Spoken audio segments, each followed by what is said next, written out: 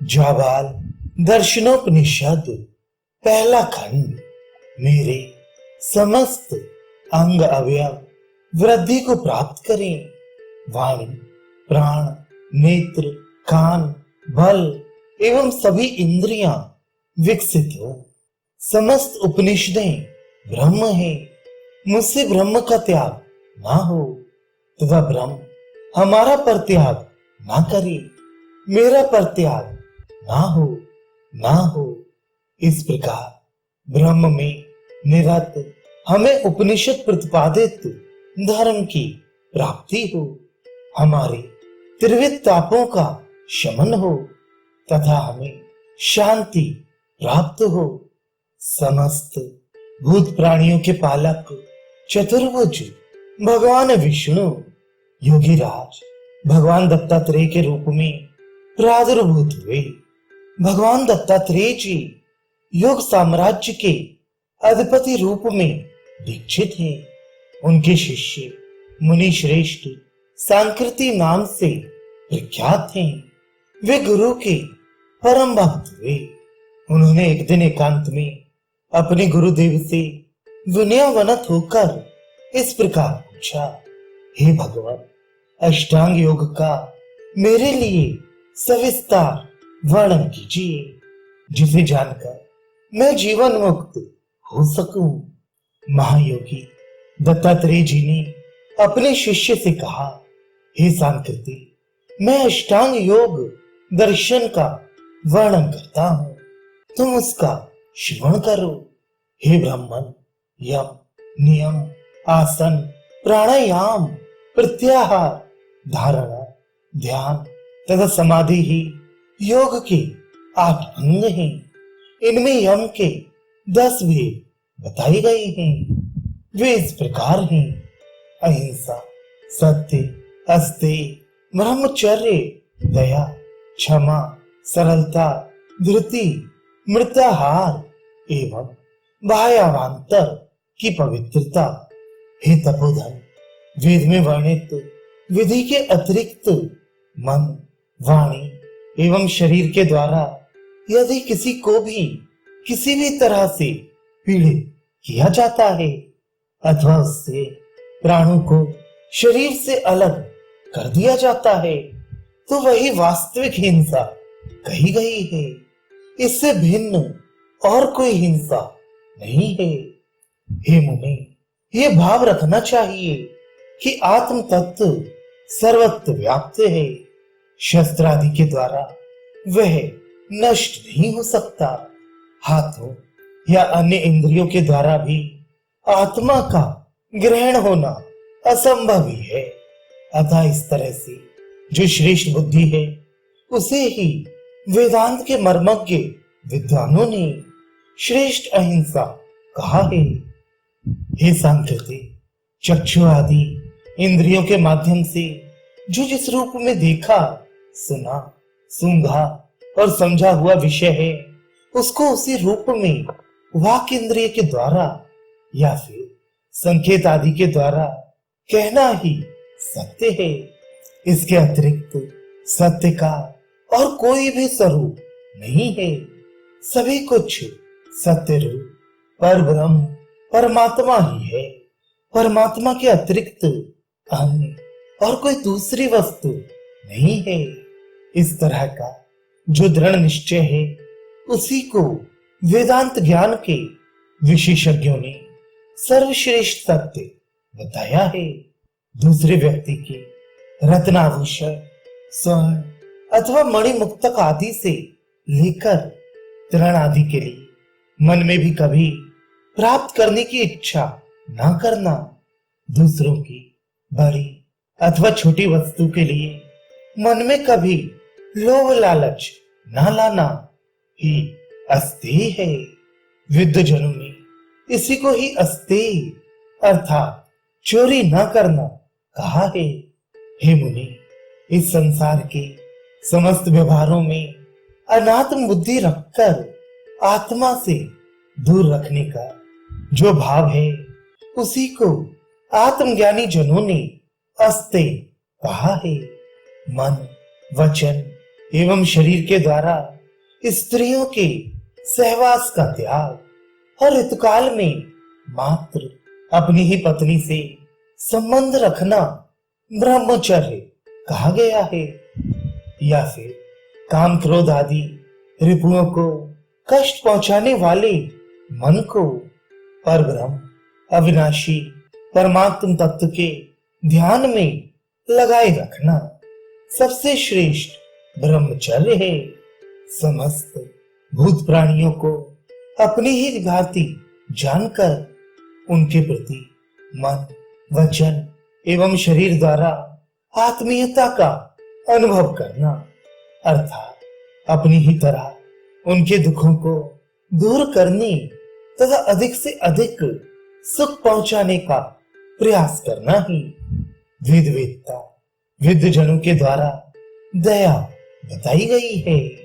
पुत्र मित्र स्त्री रिपु एवं स्व आत्मा में भी सदैव मन का समान भाव रखना ही सरलता है।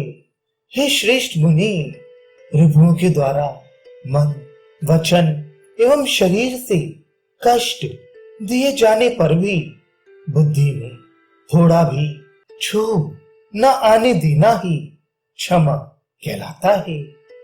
वेद ज्ञान से ही संपूर्ण जगत मोक्ष को प्राप्त होता है और अन्य किन्हीं भी कारणों से नहीं।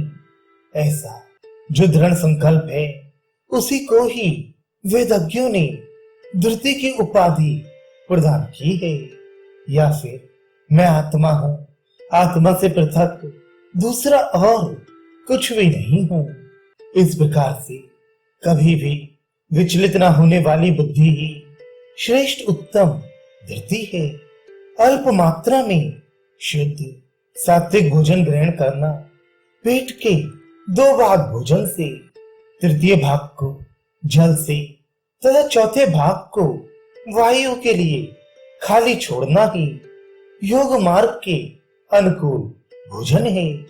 वही मिताहार कहलाता है। हे महामुनि, अपने शरीर के मल को मिट्टी एवं जल से परिमार्जित किया जाता है।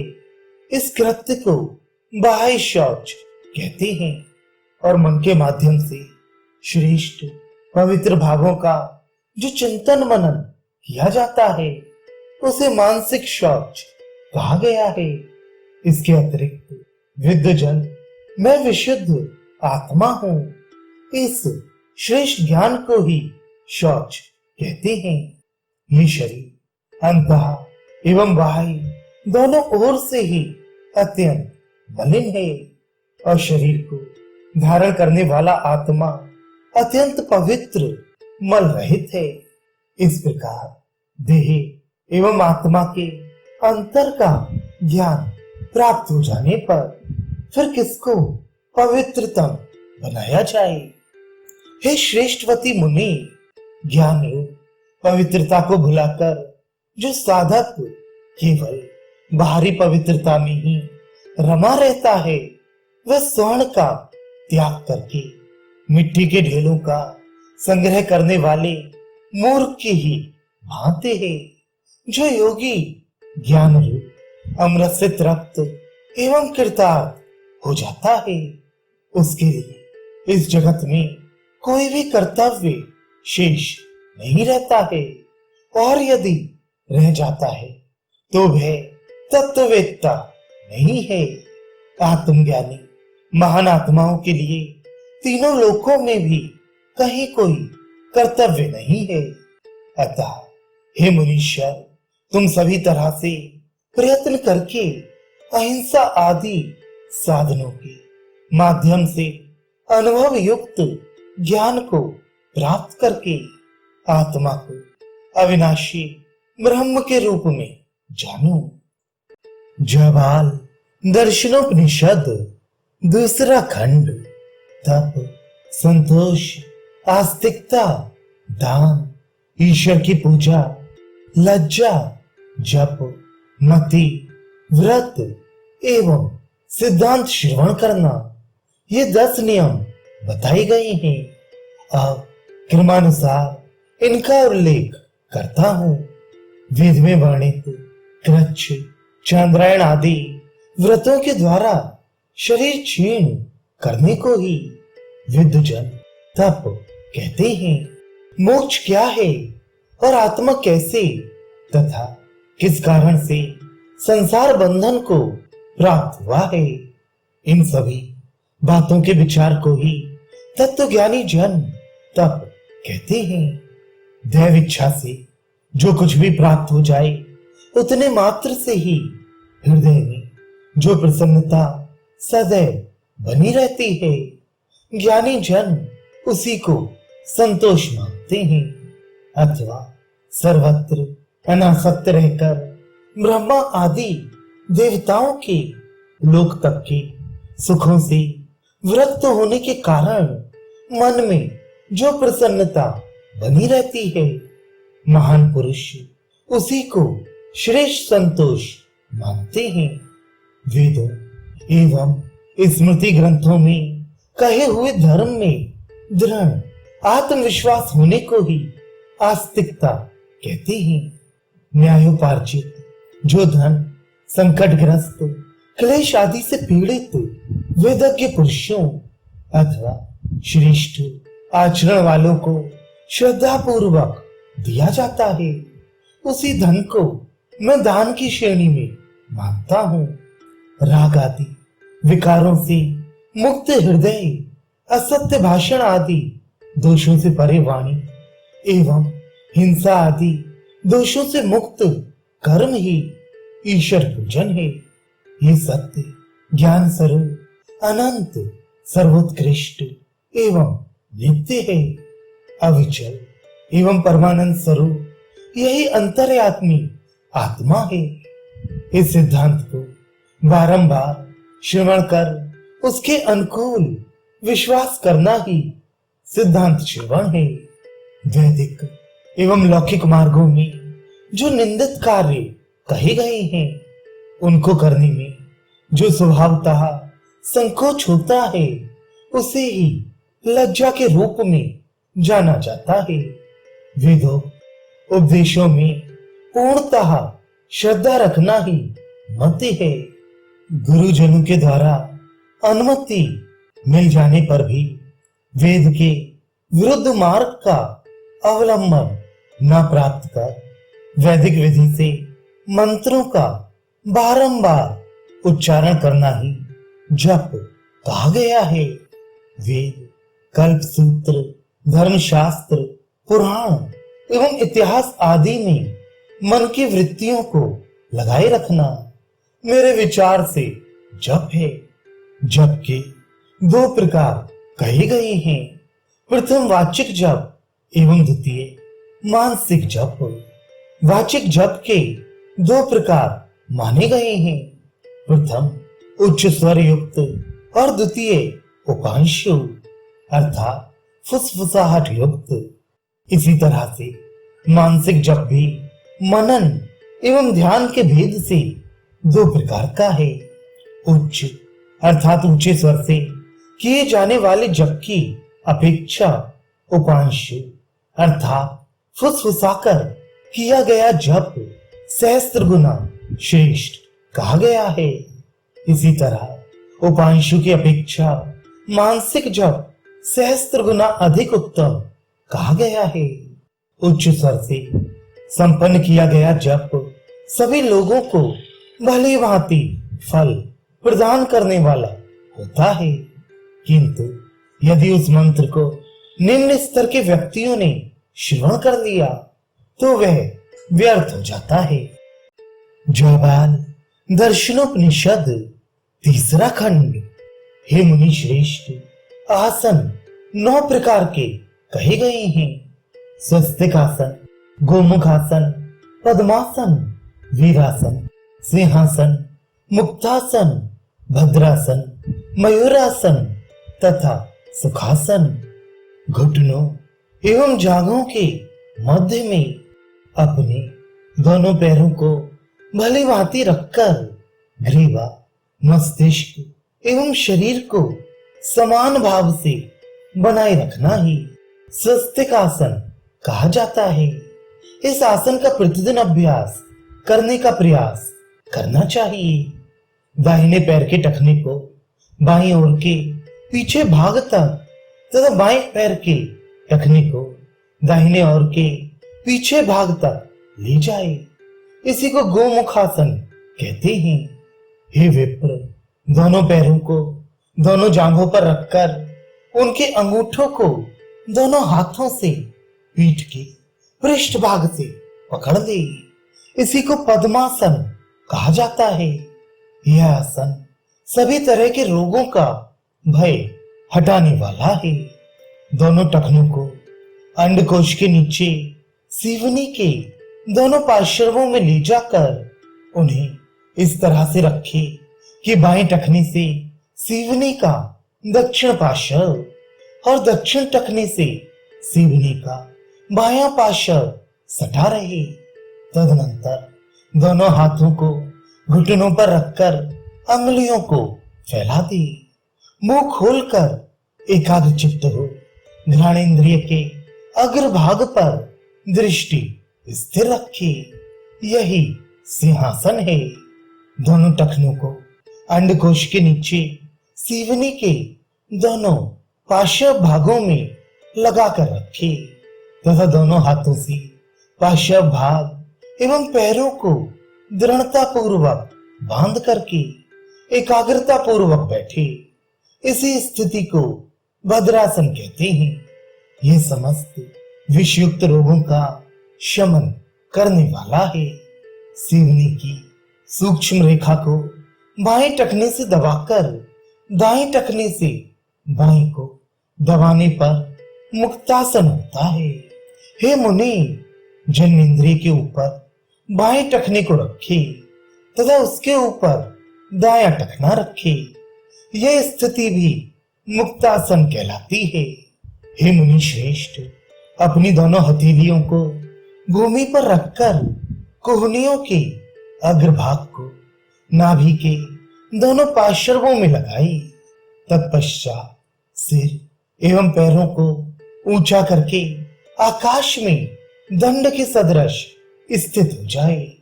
यह मयूरासन है, जो सभी तरह के पापों को विनष्ट करने वाला है। जिस किसी भी तरह बैठने में सुख एवं धैर्य बना रहे, वह आसन ही सुखासन है। अशक्त साधकों को इसी सुखासन का ही आश्रय लेना चाहिए। जिसने इन आसनों को जीत लिया, उसने संपूर्ण त्रिलोकी को अपने वश में कर लिया। अतः हे सांकृते, इसी विधि से योग युक्त होकर तुम सदा ही प्राणायाम किया करो। जाबाल दर्शनोपनिषद चौथा खंड। हे सांकृते, ये मानव शरीर अपने हाथ के माप से 96 अंगुल का होता है। इस शरीर के मध्य भाग में अग्नि का स्थान निहित है। उसका वह तपाए हुए स्वर्ण के सदृश कहा गया है। उसकी त्रिकोण आकृति है। यह हमने यथार्थवाद ही तुमसे बताई है। गुदा भाग से 2 अंगुल ऊर्ध्व की ओर तथा लिंग से 2 अंगुल नीचे की ओर जो स्थान है, उसे ही मनुष्य देह का मध्य भाग समझना चाहिए। वही मूलाधार है। पर हे मुनि श्रेष्ठ, इस स्थान से 9 अंगुल ऊर्ध्व में कंध स्थान है। उस कंध की लंबाई चौड़ाई 4-4 अंगुल की है तथा उसकी आकृति मुर्गी के अंडे की भांति है। वह ऊपर से चमड़े आदि के द्वारा सुसज्जित है।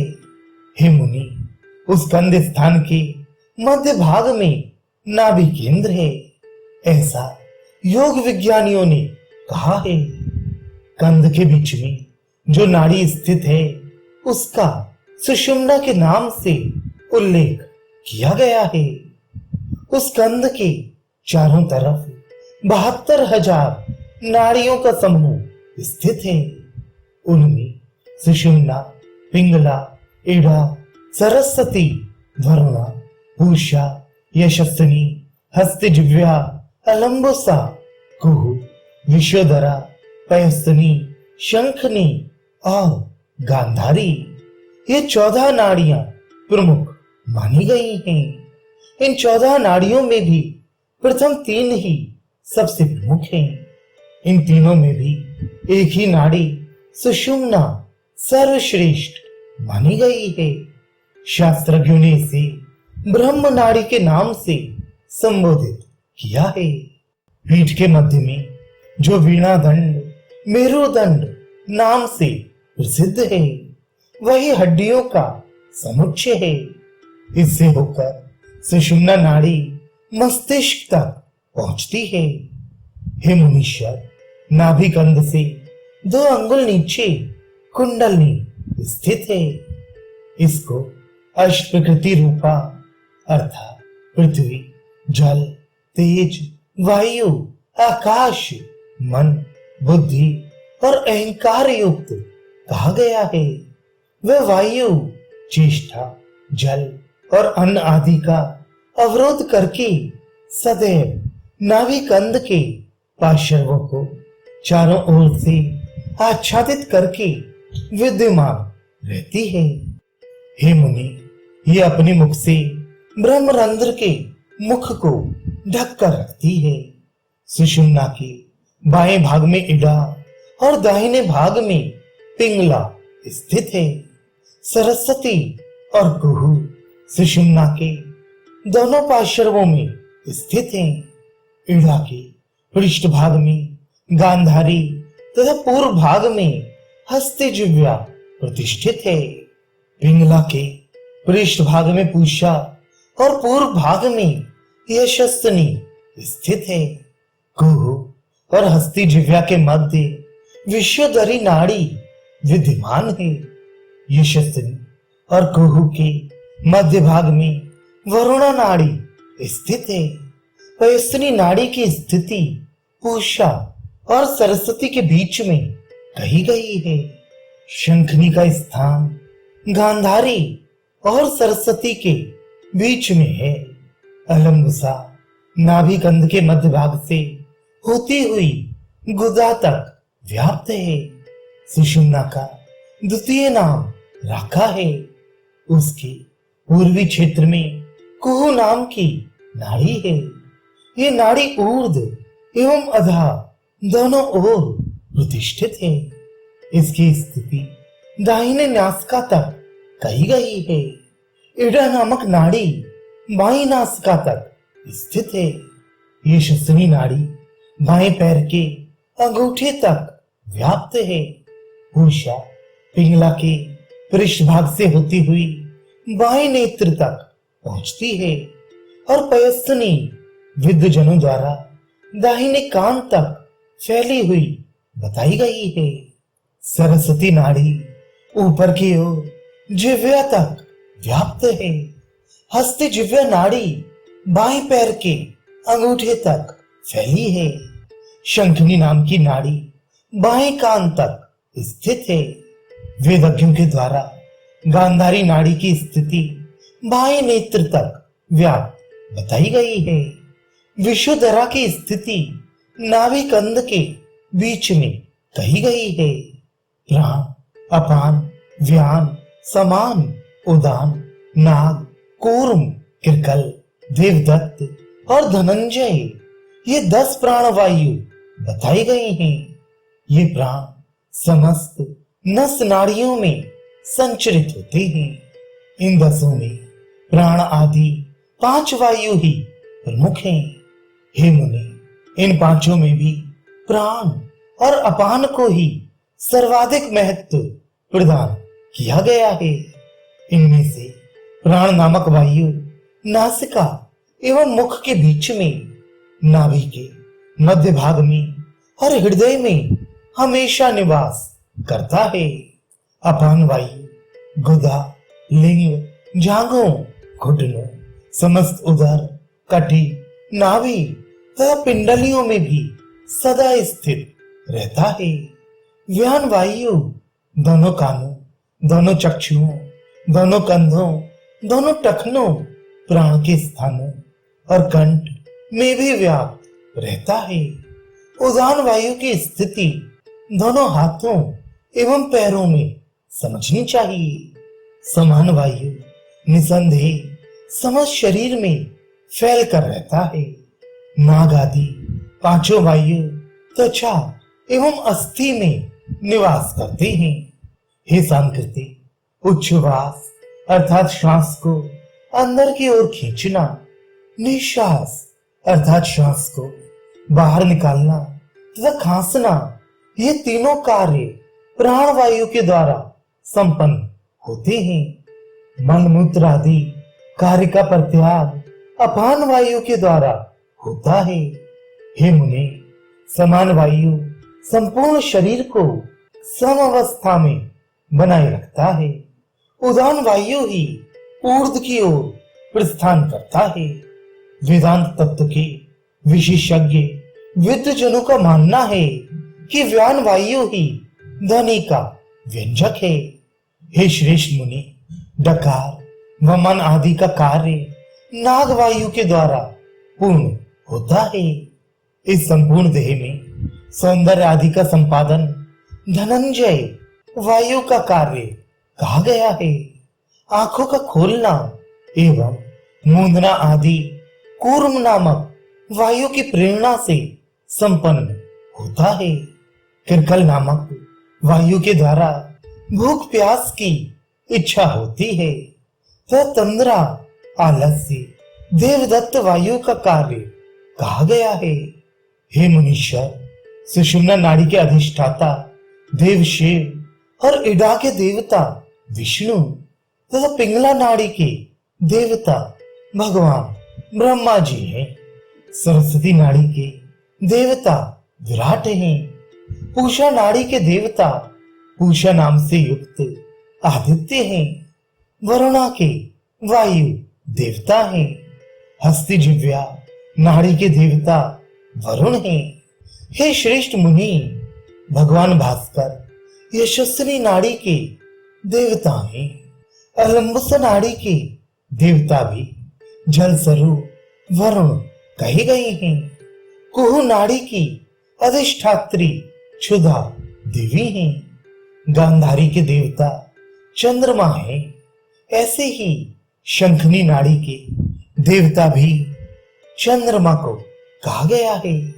पयस्त्री नामक नाड़ी के देवता प्रजापति हैं। विश्वधरा नाड़ी के देवता भगवान अग्निदेव हैं। हे वेद वेदताओं में श्रेष्ठ महर्षि, चंद्रमा देवता सदा ही इड़ा नामक नाड़ी में और सूर्य देवता पिंगला नाम वाली नाड़ी में संचरित होते हैं। पिंगला नाड़ी से इड़ा नाड़ी में जो संवत्सर आत्मक प्राणमय सूर्य का संक्रमण होता है, उसे विद्वजन महर्षियों ने उत्तरायण की संज्ञा प्रदान की है। इसी भांति इड़ा से पिंगला में जो प्राणमय सूर्य का संक्रमण होता है, उसे दक्षिणायन के नाम से व्यक्त किया है। जब प्राण इड़ा और पिंगला की संधि में गमन करता है, तब उस समय हे महर्षि, इस देह के अंदर अमावस्या कही गई है। जब प्राण मूलाधार में प्रविष्ट होता है, तब हे विद्वर तपस्वियों ने आद्य विश्व नामक योग का प्राकट्य कहा है। हे श्रेष्ठ मुनि, जब प्राणवायु सहस्त्रार चक्र में प्रविष्ट होता है, तब उस समय शेष तत्व का विचार करते हुए महान ऋषियों ने अंतिम विश्व योग की स्थिति कही है।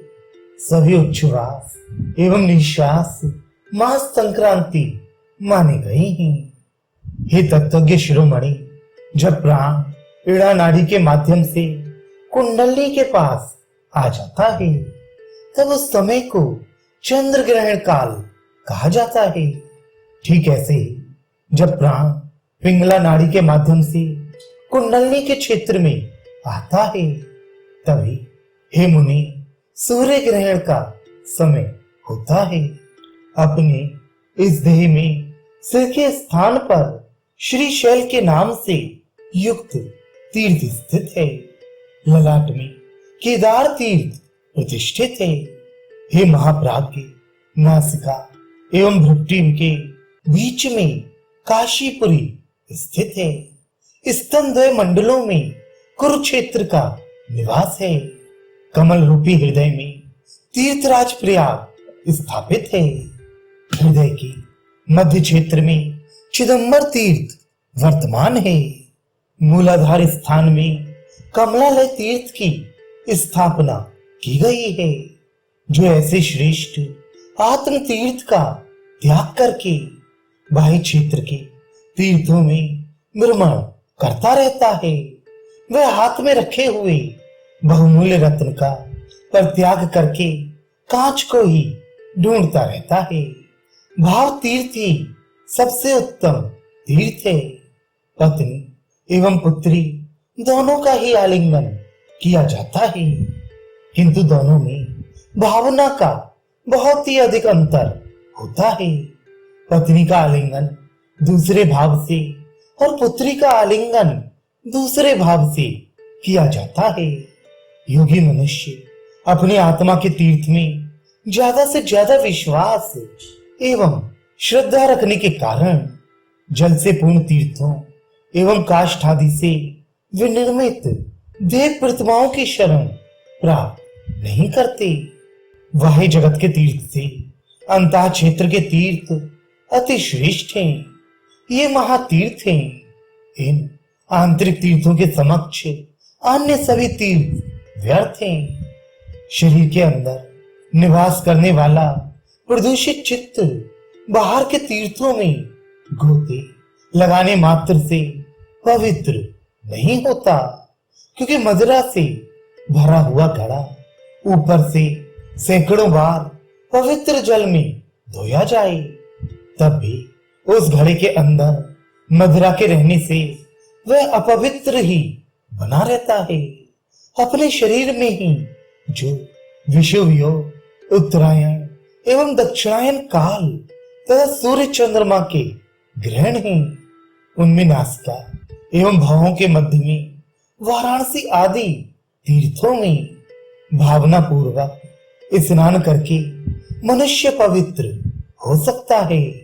अज्ञानियों के अंतःकरण की शुद्धि के लिए ज्ञान योगियों के चरणों का जल ही उत्तम तीर्थ रूप है।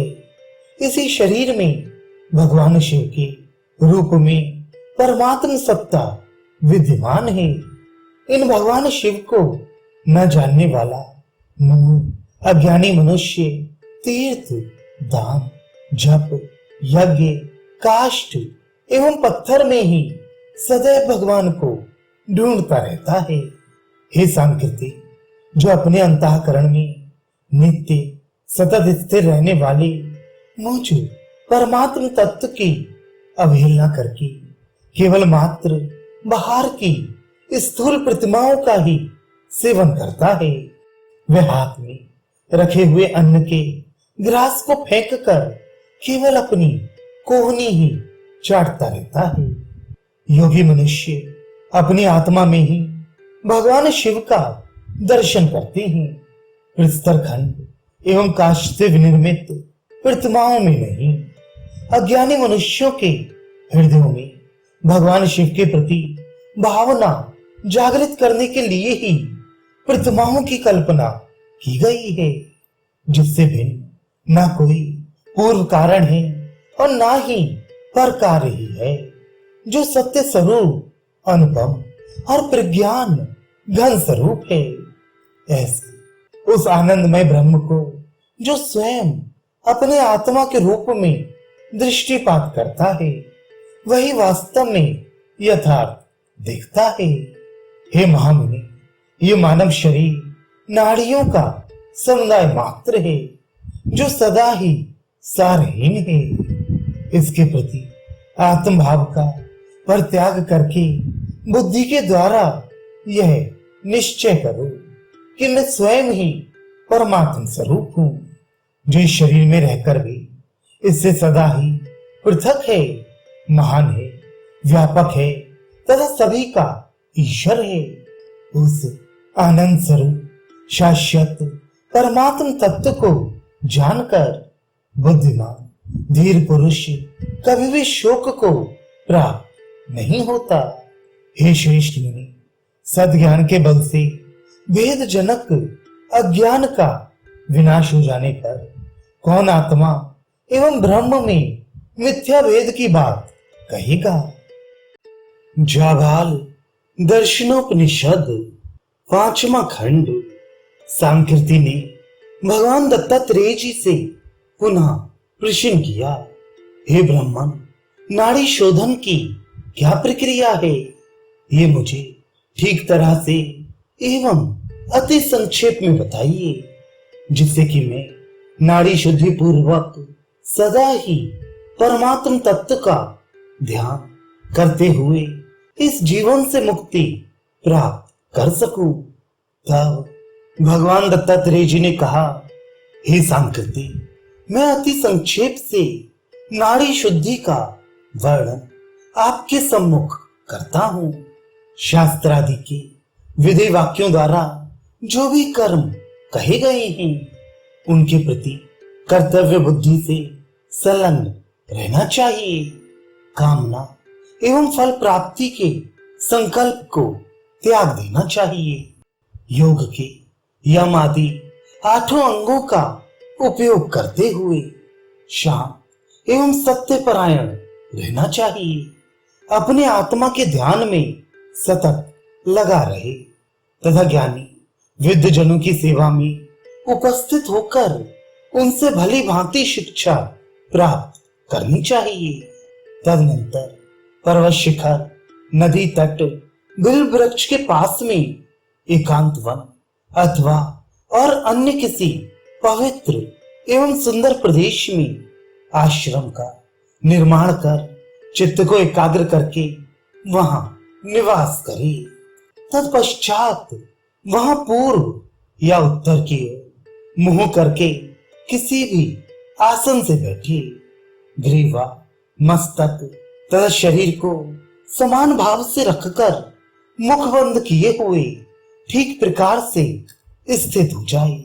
नासिका के अग्रभाग पर चंद्रमंडल की भावना करनी चाहिए तथा वहां ओंकार रूप प्रणव के बिंदु में तुरीय स्वरूप परमात्म तत्व को अमृत का स्वरूप बहाते हुए आंखों के द्वारा प्रत्यक्ष देखना चाहिए। उस समय चित्त को पूर्ण रूप से एकाग्र रखना चाहिए। इसके पश्चात एड़ा नाड़ी के द्वारा अर्थात नासिका के बाएं छिद्र से प्राणवायु को आकृष्ट करके उदर में ग्रहण कर लेना चाहिए और शरीर के बीच में प्रतिष्ठित जो अग्नि तत्व है उसी का चिंतन करते हुए ऐसा भाव करना चाहिए कि उस वायु का सानिध्य प्राप्त करके अग्निदेव ज्वालाओं के सहित मानो प्रज्वलित हो उठे हों। इसके पश्चात प्रणव के बिंदु एवं नाद से संयुक्त होकर अग्नि बीज रंग का चिंतन करना चाहिए।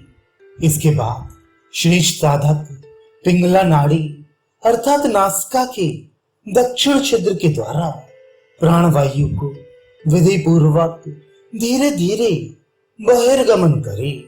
फिर पिंगला नाड़ी के माध्यम से पहले की भांति प्राणवायु को अपने अंदर धारण करके अग्नि बीज का चिंतन करना चाहिए। इसके बाद इड़ा नाड़ी के द्वारा फिर उसे शनि शनि बार निकाल देना चाहिए। इस तरह से इस प्रक्रिया द्वारा एकांत में लगातार 3-4 दिनों तक अथवा प्रतिदिन त्रिकाल समय की संध्याओं में 3-4 अथवा 6 बार यह क्रिया करनी चाहिए। इस क्रिया से उस साधक की नाड़ी पवित्र हो जाती है और इस नाड़ी शुद्धि के पृथक चिन्ह भी दृष्टिगोचर होने लगते हैं। शरीर हल्का हो जाता है जठराग्नि तीव्र हो उठती है और अनाहत नाद की अभिव्यक्ति होने लगती है। ये लक्षण ही सिद्धि के प्राकट्य का बोध कराते हैं।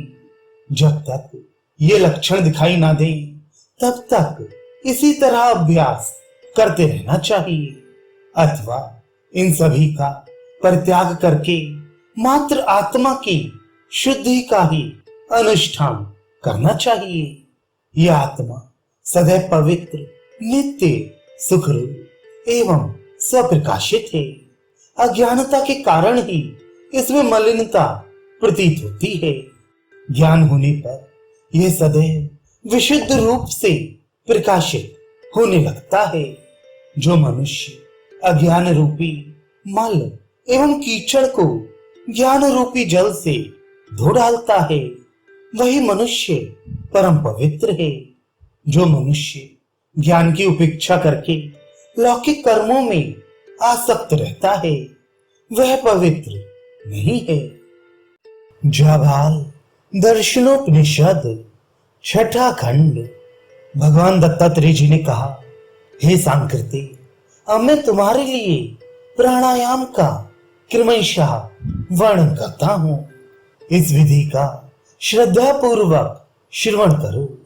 इन तीनों पूरक, कुंभक एवं रेचक के द्वारा जो प्राणों का संयम पूर्ण होता है, उसे ही प्राणायाम बतलाया गया है। प्रणव के तीन वर्ण अकार, उकार तथा मकार हैं। उन्हें क्रमशः पूरक, रेचक एवं कुंभक से समानता रखने वाला कहा गया है। इन तीनों वर्णों के समूह को ही ओंकार बताया गया है। इस कारण से प्राणायाम भी प्रणव रूप ही है। इड़ा नाड़ी के माध्यम से वायु को शनैः शनैः अंदर की ओर खींच करके उदर में धारण करे। उस पूरक काल में 16 मात्राओं का प्रयोग करे और श्रेष्ठ आकार का ध्यान करे। तदनंतर उदर में भरी हुई उस वायु को कुछ समय तक अंदर धारण किए रहे। उस समय 64 मात्राओं जितना समय लगाकर उकार प्रधान ओंकार का जप करे। जब तक संभव हो सके तब तक जप में मन को एकाग्र करके वायु को आत्मसात किए रहे। तत्पश्चात विद्वान पुरुष 32 मात्राओं का समय लगाकर मकार प्रमुख ओंकार के भाव सहित पिंगला नाड़ी के माध्यम से शनैः शनैः धारण की हुई वायु को बाहर निकाले। इस प्रकार से ये एक प्राणायाम हुआ। इसी भांति नित्य अभ्यास करते रहना चाहिए।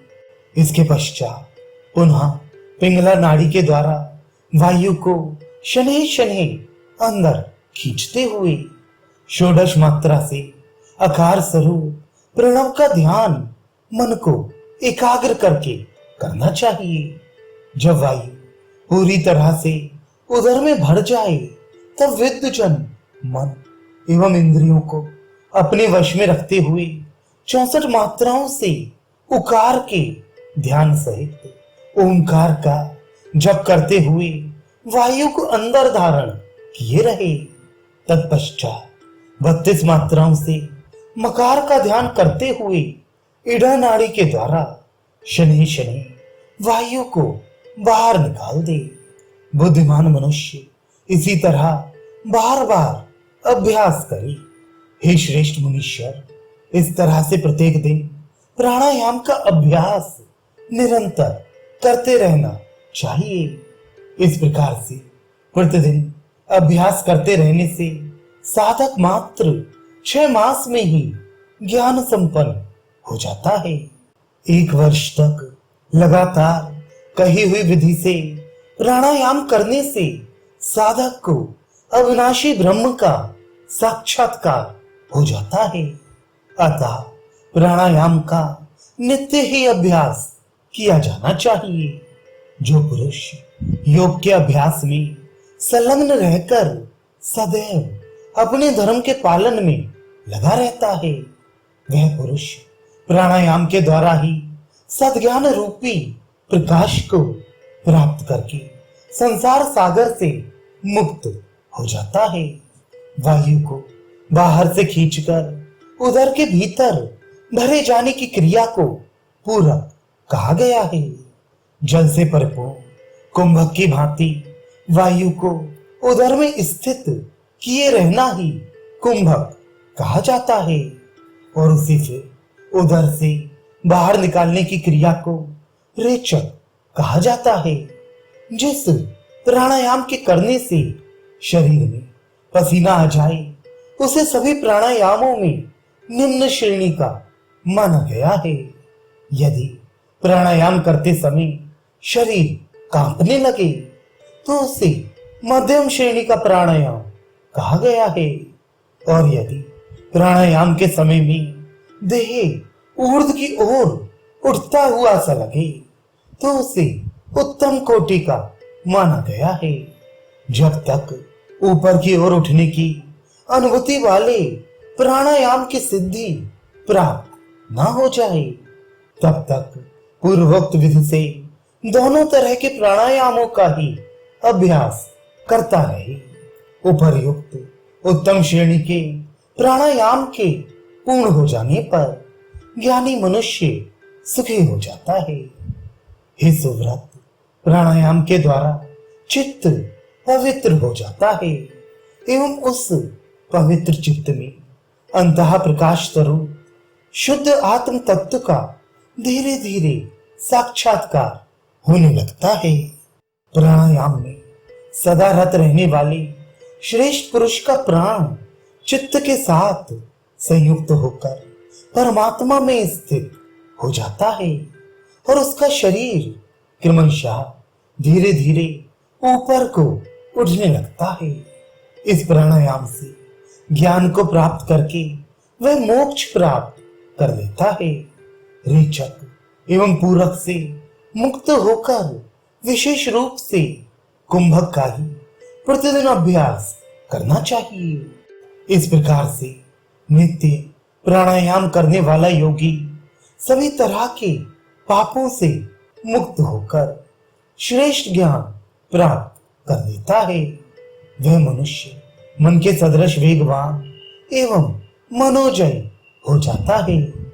बालों का पकना एवं अन्य दोष भी नष्ट हो जाते हैं। प्राणायाम में अटूट निष्ठा रखने वाले मनुष्य के लिए कुछ भी दुर्लभ नहीं है।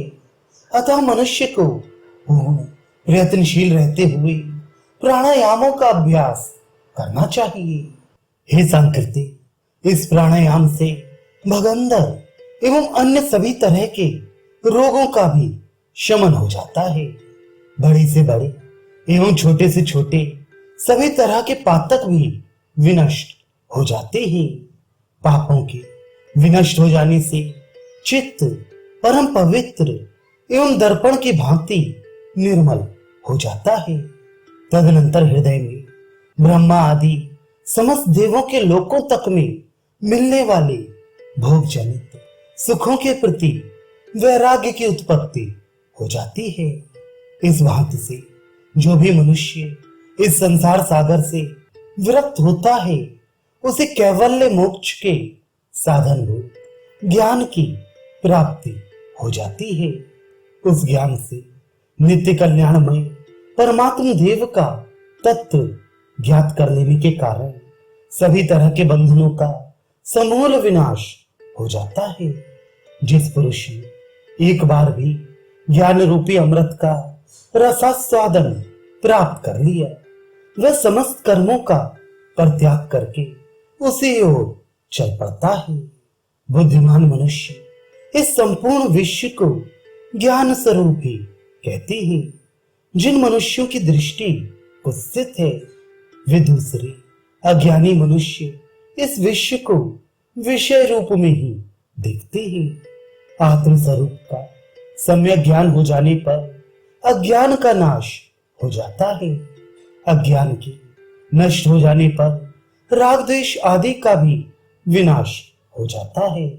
राग आदि विषयों के न रहने से पाप पुण्य का भी विलय हो जाता है, और पुण्य पाप आदि के न रहने से ज्ञानी मनुष्य को पुनः शरीर धारण नहीं करना पड़ता है। जाबाल दर्शनोपनिषद 7वां खंड। हे महामुनि, अब मैं प्रत्याहार का वर्णन करता हूँ। विषय भोगों में स्वभाववश विचरण करने वाली समस्त इंद्रियों को बलात् वहां से वापस लाने का जो प्रयत्न है उसी को प्रत्याहार कहते हैं। मनुष्य जो कुछ भी देखता है वह सब ब्रह्म ही है, इस प्रकार समझते हुए ब्रह्म में चित्त को एकाग्र कर लेना ही प्रत्याहार है, ऐसा ब्रह्मवेत्ता कहते हैं। मनुष्य मृत्यु पर्यंत जो कुछ भी पवित्र अथवा अपवित्र कार्य करता है वह सभी कुछ परमात्मा को ही समर्पित कर देना चाहिए। यह भी प्रत्याहार कहा गया है। अथवा नित्य एवं काम में सभी तरह के कर्मों को भगवान की सेवा प्रार्थना के भाव से करना चाहिए। सभी काम्य कर्मों के द्वारा भगवान का पूजन करने को भी प्रत्याहार कहते हैं। अथवा वायु को एक जगह से खींचकर दूसरी जगह पर प्रतिष्ठित करे, यथा दांत के मूल भाग से वायु को खींच करके उसे कंठ में प्रतिष्ठित करे, कंठ से हृदय क्षेत्र में स्थिर करे, हृदय से खींचकर उसे नाभि प्रदेश में ले जाए, नाभि प्रदेश से कुंडलनी में स्थापित करे, कुंडलनी क्षेत्र से हटाकर विद्वान पुरुष उसे मूलाधार में रोके। तत्पश्चात अपान वायु के स्थान से उस वायु को हटाकर कटि प्रदेश के दोनों भागों में स्थिर करे और वहां से जांघों के मध्य भाग में ले जाए। जांघों से दोनों घुटनों में, घुटनों से पिंडलियों में और पिंडलियों से पैर के अंगूठे में उस प्राण वायु को स्थापित करे। प्रत्याहार में पारंगत विद्वानों ने प्राचीन काल से उपर्युक्त इसी क्रिया को ही प्रत्याहार के नाम से बतलाया है। इस भांति प्रत्याहार की क्रिया में रत बुद्धिमान पुरुष के सभी पाप एवं जन्म मृत्यु रूप समस्त व्याधियां स्वयं में नष्ट हो जाती हैं। स्वस्तिक आसन का आश्रय प्राप्त कर ज्ञानी मनुष्य शांत चित्त से स्थान ग्रहण करे तथा नासिका के दोनों छिद्रों से प्राण वायु को भीतर खींचकर उसे पैर से लेकर सिर तक के सभी स्थानों में पूरा कर दे।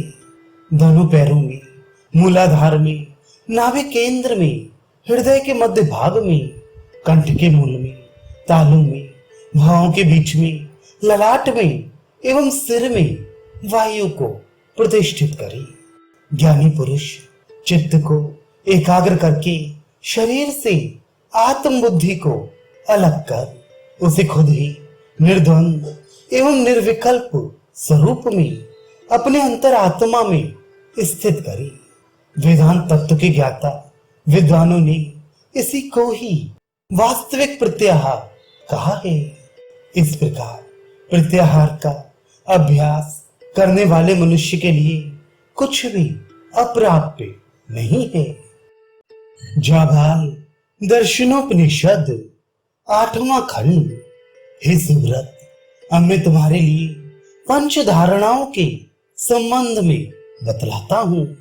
अपने शरीर के अंदर जो आकाश तत्व स्थित है उसमें बाह्य आकाश की धारणा करनी चाहिए।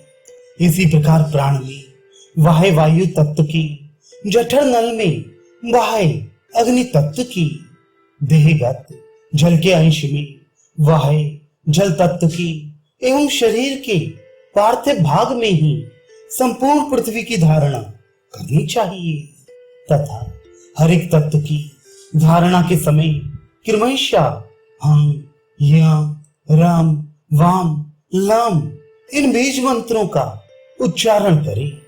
इस धारणा को सर्वोत्तम बताया है। ये पापों का विनाश करने वाली क्रिया है। पैर से लेकर घुटने तक का भाग पृथ्वी का अंश कहा गया है। घुटने से लेकर गुदा तक का भाग जल का अंश बतलाया गया है। गुदा भाग से ऊपर हृदय प्रदेश तक का क्षेत्र अग्नि अंश माना गया है। हृदय से ऊपर भुवों के मध्य भाग तक वायु का अंग निश्चित किया गया है और मस्तक का क्षेत्र आकाश तत्व का अंश कहा गया है। हे महाप्राज्ञ, पृथ्वी तत्व के अंश में ब्रह्मा जी का, जल तत्व के अंश में विष्णु जी का, अग्नि तत्व के अंश में महादेव जी का, वायु तत्व के अंश में ईश्वर का और आकाश तत्व के अंश में सदा शिव का चिंतन करना चाहिए। हे मुनि श्रेष्ठ, अब तुम्हारे लिए एक और दूसरी धारणा का वर्णन करता हूं। ज्ञानी मनुष्य, अंतर्यामी पुरुष आत्मा में सभी पर शासन करने वाले बोधमय, आनंद स्वरूप तथा कल्याणमय अविनाशी परमात्म तत्व की प्रत्येक दिन धारणा करे। इससे सभी तरह के पापों का शमन हो जाता है। कार्य स्वरूप ब्रह्मा आदि का अपने अपने कारण में लय करके सभी के परम कल्याण, अनिर्वचनीय एवं बुद्धि से परे जो अव्यक्त परमात्म तत्व है, ऐसे उन श्रेष्ठ परमात्मा को अपनी आत्मा में धारण करे। अर्थात ये साक्षात पूर्ण परब्रह्म परमात्मा ही अंतर्यामी आत्मा के रूप में विद्यमान है, ऐसा दृढ़ निश्चय करे। और इस प्रकार से आत्मा धारण करते समय अपने मन को सभी कलाओं से युक्त प्रणव स्वरूप परमात्मा में ही स्थित करे। इसके साथ ही मन के द्वारा समस्त इंद्रियों को भी अपने अपने विषयों से अलग करके आत्मा में नियोजित कर दे। जाबाल दर्शन उपनिषद 9वां खंड। अब मैं जगत के बंधनों का विनाश करने वाले ध्यान का वर्णन करता हूं, जो समस्त संसार रूपी रोग के एकमात्र औषध रूप ऊर्ध्वरेता विषम नेत्रों वाले योगीश्वरों के भी ईश्वर, विश्व रूप एवं महेश्वर रूप है। उन रित एवं सत्य स्वरूप अविनाशी पर ब्रह्म परमात्मा का अपनी आत्मा के रूप में आदर पूर्वक ध्यान करे। अपनी बुद्धि में ये भावपूर्ण निष्ठा से प्रतिष्ठित करे कि वह अविनाशी परमात्म स्वरूप पर ब्रह्म मैं ही हूं। ध्यान का दूसरा भेद इस प्रकार है, जो सत्य रूप सर्वेश्वर ज्ञानमय आनंद स्वरूप अनुपम अति निर्मल नित्य एवं आदि मध्य तथा अंत रहित है। स्थूल प्रपंच से वह सर्वथा परे है। आकाश से अलग स्पर्श में आने वाली वायु से भी विलक्षण है। चक्षुओं से दृष्टिगोचर होने वाले अग्नि तत्व से भी हमेशा पृथक है। रस स्वरूप जल एवं गंध स्वरूप पृथ्वी से भी सर्वथा विलक्षण है, जिसकी स्वयं प्रत्यक्ष प्रमाणों के द्वारा जानकारी प्राप्त नहीं की जा सकती। जो अनुपम है, शरीर से अतीत है, ऐसे उस सच्चित आनंदमय एवं अंत रहित पर ब्रह्म का अपनी आत्मा के रूप में चिंतन करे। बुद्धि के द्वारा ये निश्चित करे कि वह पर ब्रह्म परमात्मा मैं स्वयं ही हूं। इस तरह से किया हुआ ध्यान मोक्ष प्रदान करने वाला होता है। इस प्रकार से ध्यान के अभ्यास में जो भी बुद्धिमान पुरुष लगा रहता है, उसे वेदांत वर्णित ब्रह्म तत्व का निसंदेही विशेष ज्ञान प्राप्त हो जाता है। इसमें कुछ भी संशय नहीं है। जावाल दर्शन उपनिषद 10वां खंड। अब मैं इन समस्त सांसारिक बंधनों का विनाश कर देने वाली समाधि का वर्णन करता हूं। परमात्मा तथा जीवात्मा के एक ही भाव के संबंध में निश्चयात्मक बुद्धि का प्राकट्य होना ही समाधि है। ये आत्मा अविनाशी, नित्य, सर्वव्यापी, एक रस एवं सर्वदोष हीन है। ये एक होते हुए भी माया द्वारा उत्पन्न हुए भ्रम के कारण इसकी पृथक पृथक प्रतीति होती है। यथार्थ में उसमें कोई भी भेद नहीं है। इस कारण केवल अद्वैत ही सत्य स्वरूप है। प्रपंच यह संसार नामक कोई भी वस्तु नहीं है। जिस प्रकार आकाश को घटाकाश एवं मठाकाश भी कहा जाता है, उसी प्रकार अज्ञानी मनुष्य एक ही परमात्मा को जीव एवं ईश्वर इन दो रूपों में मानते हैं। न मैं शरीर हूं, न प्राण हूं, न इंद्रिय समूह हूं और न ही मैं मन हूं। सदैव साक्षी रूप में स्थित होने के कारण मैं एकमात्र शिव स्वरूप परमात्मा तत्व हूं। हे श्रेष्ठ मुनि, इस प्रकार की जो श्रेष्ठ निश्चयात्मिका बुद्धि है, उसी को यहाँ समाधि कहा गया है। मैं ही वह परमेश्वर हूं। संसार के बंधनों में पड़ा हुआ जीव नहीं हूं।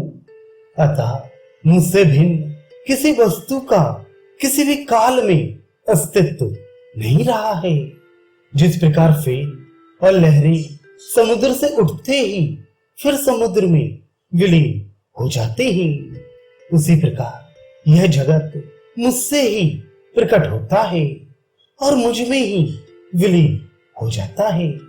इसलिए सृष्टि का कारणभूत मन भी मुझसे पृथक नहीं है। इस जगत और माया का भी मुझसे भिन्न अस्तित्व नहीं है। इस प्रकार से जिस पुरुष को ये परमात्मा अपनी आत्मा के रूप में अनुभव होने लगता है, वह परम पुरुषार्थ रूप साक्षात परम अमृत स्वरूप परमात्म भाव को प्राप्त कर लेता है।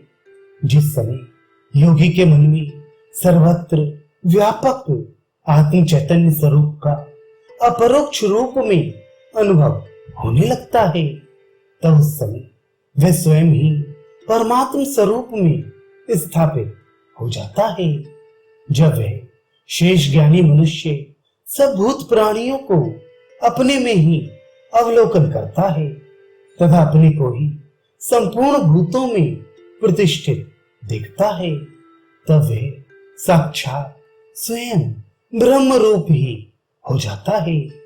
जब समाधिस्थ पुरुष परमात्मा से एकत्व प्राप्त करके अपने से अलग किसी भी भूत प्राणी को नहीं देखता, तब वह केवल परमात्म रूप से ही प्रतिष्ठित हो जाता है। जब पुरुष केवल अपनी आत्मा को ही परमार्थ सत्य स्वरूप में देखता है, संपूर्ण विश्व को माया का विलास मात्र मानता है, तब वह परमानंद को प्राप्त कर लेता है। इस प्रकार महाज्ञानी भगवान दत्तात्रेय जी उपदेश देकर मौन हो गए एवं मुनीश्वर सांकृति उस उपदेश को हृदयंगम करके अपने यथार्थ स्वरूप में स्थित एवं भय मुक्त होकर आनंद पूर्वक रहने लगे।